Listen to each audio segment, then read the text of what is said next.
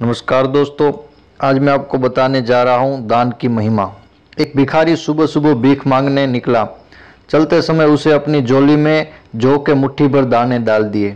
इस अंधविश्वास के कारण के भिक्षाटन के लिए निकलते समय भिखारी अपनी झोली खाली नहीं रखते। थैली देखकर दूसरों को भी लगता है कि इसे पहले से ही किसी ने कुछ दे रखा है। पूर्णिमा का दिन था। भिखारी सोच रहा था कि आज अगर ईश्वर की कृपा होगी तो मेरी यह झोली शाम से पहले ही भर जाएगी। अचानक सामने से राजपथ पर उसी देश के राजा की सवारी आती हुई दिखाई दी। भिखारी खुश हो गया। उसने सोचा कि राजा के दर्शन और उनसे मिलने वाली दान से आज तो उसकी सारी दरिद्रता दूर हो जाएगी और उसका जीवन संवर जाएगा।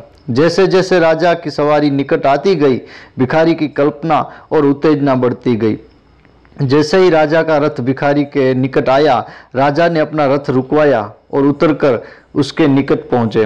भिखारी की तो मानो सांसें ही रुकने लगी, लेकिन राजा ने उसे कुछ देने के बदले उल्टा अपने ही बहुमूल्य चादर उसके सामने फैला दी और उसने भीख की याचना करने लगा। भिखारी को समझ नहीं आ रहा था कि वह क्या करे। अभी वह सोच ही रहा था कि राजा ने पुण्य याचना की। भिखारी ने अपनी झोली में हाथ डालकर, मगर हमेशा दूसरों से लेने वाला मन देने को राजी नहीं हो रहा था। जैसे तैसे करके उसने 2 दाने जौ के निकाले और राजा की चादर में डाल दिए। उस दिन हालांकि भिखारी को अधिक भीख मिली, लेकिन अपनी झोली में से 2 दाने जौ के देने का मलाल उसे सारा दिन रहा। शाम को जब उसने अपनी झोली को पलटी तो उसे आश्चर्य की सीमा न रही। जो अपने साथ झोली में ले गया था, उसके 2 दाने सोने के हो गए थे। अब उसे समझ में आया कि यह दान की महिमा है।